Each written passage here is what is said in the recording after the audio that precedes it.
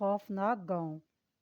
اگر آپ کو کبھی کسی پہاڑی گاؤں میں ایک ایسا بورڈ نظر آئے جس پر لکھا ہو غروب آفتاب کے بعد یہاں مت رکنا، تو اس تحریر کو مذاق نہ سمجھنا، کیونکہ کچھ لوگ اسے نظر انداز کر کے ہمیشہ کے لیے غائب ہو گئے۔ بارش کے بعد شام کا وقت تھا۔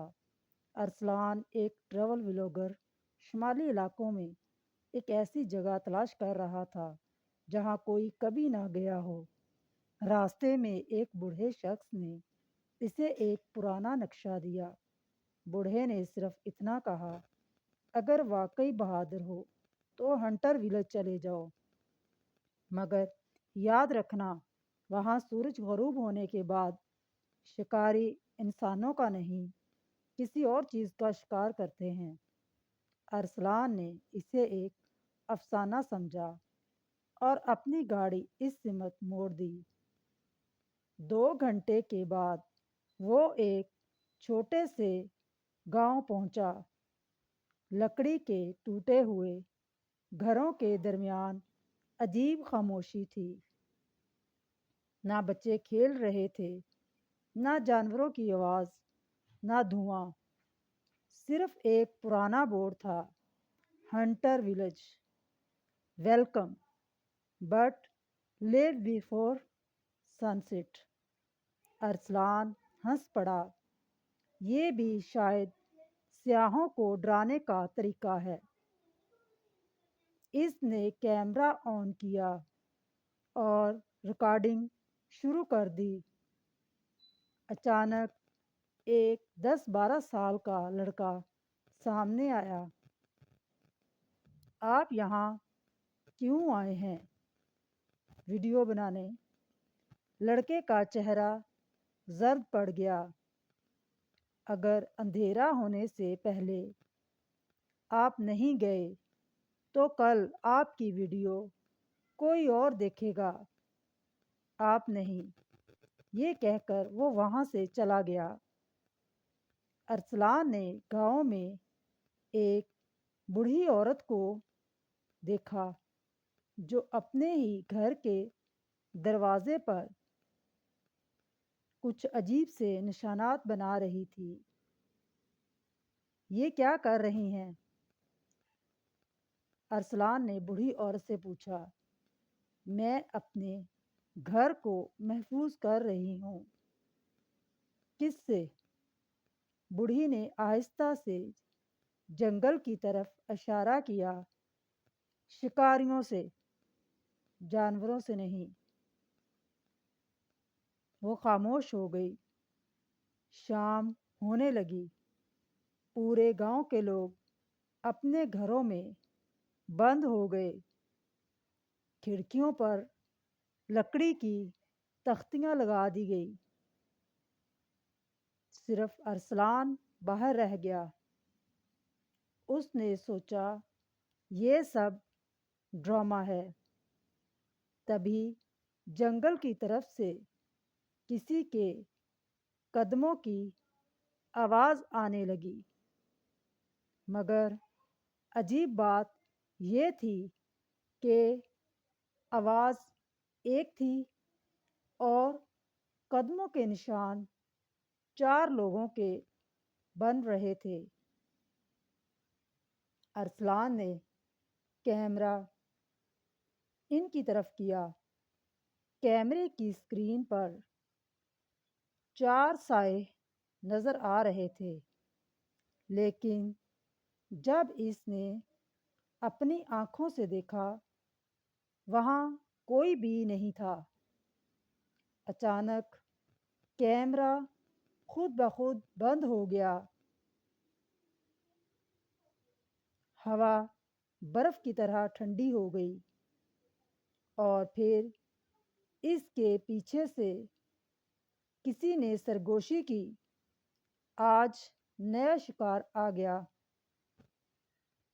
ارسلان نے گھبرا کر پیچھے دیکھا۔ وہاں کوئی نہیں تھا، مگر زمین پر تازہ قدموں کے نشان اس کی طرف بڑھ رہے تھے اور وہ نشان آ کر اس کے قدموں پر ختم ہو گئے۔ اسی لمحے گاؤں کی بجلی ایک ساتھ بند ہو گئی اور جنگل سے ایک ایسی خوفناک سیٹی کی آواز آئی کہ پورا گاؤں لرز اٹھا۔ ارسلان کو پہلی بار احساس ہوا کہ شاید وہ واقعی ہنٹر ولیج میں پھنس چکا ہے۔ ارسلان کے ہاتھ کانپ رہے تھے۔ جنگل سے آنے والی سیٹی مسلسل قریب آ رہی تھی۔ ارسلان کے ہاتھ کانپ رہے تھے۔ جنگل سے آنے والی سیٹی مسلسل قریب آ رہی تھی۔ پورا گاؤں اندھیرے میں ڈوبا ہوا تھا، لیکن ہر گھر کے اندر مدھم سی روشنی جل رہی تھی۔ وہی بوڑھی عورت سرگوشی میں بولی، جلدی اندر آ جاؤ، وہ آ گئے ہیں۔ ارسلان دوڑ کر گھر میں داخل ہوا۔ دروازہ بند ہوتے ہی عورت نے نمک کی ایک لکیر دروازے کے سامنے کھینچ دی۔ یہ کیا ہے؟ یہ لکیر انہیں اندر آنے سے روکے گی، مگر صرف سورج نکلنے تک۔ ارسلان نے کھڑکی کے سوراخ سے باہر جھانکا۔ 4 لمبے قد والے سائے گاؤں میں گھوم رہے تھے۔ ان کے ہاتھوں میں پرانے زمانے کے تیر اور کمان تھے، لیکن ان کے چہرے نظر نہیں آ رہے تھے۔ صرف سرخ آنکھیں اندھیرے میں چمک رہی تھیں۔ پھر ان میں سے ایک نے اچانک سر اٹھایا اور سیدھا اسی گھر کی طرف دیکھنے لگا۔ ارسلان کا دل دھڑکنا بھول گیا۔ وہ آہستہ آہستہ دروازے کی طرف بڑھ رہے تھے اور پھر انہوں نے دروازے پر دستک دینا شروع کر دی۔ ہر دستک کے ساتھ پورا گھر ہلنے لگا۔ در و دیوار لرز اٹھے۔ بوڑھی عورت نے کانپتی آواز میں کہا، خاموش رہنا، اگر کسی نے جواب دیا تو وہ اندر آ جائیں گے۔ اچانک ارسلان کا موبائل بج اٹھا۔ گھر میں سناٹا چھا گیا۔ باہر کھڑا سایہ رک گیا۔ اس نے پہلے کبھی ایسی آواز نہیں سنی تھی۔ پھر اس نے اسی کی آواز میں کہا، جو بالکل ارسلان کی آواز جیسی تھی، دروازہ کھولو، میں باہر رہ گیا ہوں۔ ارسلان کے جسم میں سرد لہر دوڑ گئی۔ بوڑھی عورت نے اس کے منہ پر ہاتھ رکھ دیا اور کہا، یہ تم نہیں ہو، یہ وہ ہیں۔ چند لمحوں کے بعد دروازے پر زوردار ضربیں شروع ہو گئیں۔ لکڑی ٹوٹنے لگی۔ نمک کی لکیر آہستہ آہستہ مٹنے لگی۔ بوڑھی عورت بے بس ہو گئی۔ بوڑھی عورت نے ایک پرانا نقشہ ارسلان کے ہاتھ میں دیا اور کہا، جنگل کے درمیان ایک پتھر کا دروازہ ہے، تم کسی طرح سے وہاں پہنچ جاؤ تو بچ جاؤ گے۔ ارسلان نے پچھلے دروازے سے نکل کر جنگل کی طرف بھاگنا شروع کر دیا۔ شکاری اس کے تعاقب میں تھے۔ دوڑتے دوڑتے اسے ایک پتھر کا قدیم دروازہ نظر آیا۔ دروازے پر عجیب لفظ لکھے تھے، جو سچ جان لے وہ کبھی واپس نہیں جاتا۔ ارسلان بہت زیادہ خوف زدہ ہوا، مگر اس نے ہمت نہ ہاری۔ اس نے دروازہ دھکیلا۔ اندر ایک غار تھی۔ غار کی دیواروں پر پرانی تصاویر بنی ہوئی تھی، کچھ پرانے نقشے آویزاں تھے۔ ایک تصویر دیکھ کر ارسلان کے قدم رک گئے۔ اس میں ایک آج سے 100 سال پہلے کا آدمی بنا ہوا تھا، اور اس کا چہرہ بالکل ارسلان جیسا تھا۔ اسی وقت ایک بوڑھا شخص غار کے اندھیرے سے باہر آیا۔ اس نے ارسلان سے کہا، تم ہر 100 سال بعد یہاں واپس آتے ہو، مگر ہر بار اپنی پچھلی زندگی بھول جاتے ہو۔ کیا مطلب؟ ارسلان حیران ہوا۔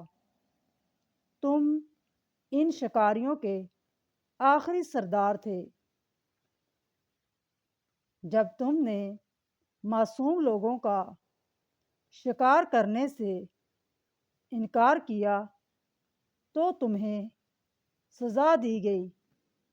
تمہاری روح ہر 100 سال بعد واپس آتی ہے، تاکہ یہ فیصلہ کر سکے کہ شکاری بننا ہے یا ہمیشہ کے لیے ختم کرنا ہے۔ اسی لمحے چاروں شکاری غار میں داخل ہو گئے۔ انہوں نے اپنے تیر ارسلان کی طرف تان لیے۔ ان کی آنکھوں سے وحشت ٹپک رہی تھی۔ بوڑھے نے ایک مشعل ارسلان کے ہاتھ میں دے دی اور کہا، فیصلہ کرو کہ تمہیں کیا بننا ہے۔ ارسلان نے پوری طاقت سے مشعل غار کے بیچوں بیچ موجود قدیم نشانوں پر پھینک دی۔ اچانک زبردست دھماکہ ہوا۔ پوری کی پوری غار آگ سے بھر گئی۔ چاروں شکاری خوفناک چیخیں مارتے ہوئے راکھ بن گئے۔ غار لرز اٹھی۔ اندھیرا چھا گیا۔ ارسلان بھاگتا ہوا باہر نکلا۔ جیسے ہی وہ باہر نکلا، سورج کی پہلی کرن نکلی۔ پورا ہنٹر ولیج اس کی آنکھوں کے سامنے دھند میں غائب ہونے لگا۔ چند لمحوں بعد وہاں صرف گھاس، ٹوٹے ہوئے پتھر اور ویران میدان باقی تھا۔ نہ کوئی گھر، نہ بوڑھی عورت، نہ کوئی گاؤں، صرف وہی پرانا بورڈ زمین پر پڑا تھا۔ اس پر لکھا ہوا تھا، ہنٹر ولیج اگلے 100 سال کے لیے دوبارہ ملاقات ہوگی۔ اپنی گاڑی کی طرف دیکھا۔ کیمرہ اب بھی ریکارڈنگ کر رہا تھا، لیکن ویڈیو میں ارسلان اکیلا نہیں تھا۔ اس کے پیچھے ایک سرخ آنکھوں والا شکاری کھڑا مسکرا رہا تھا۔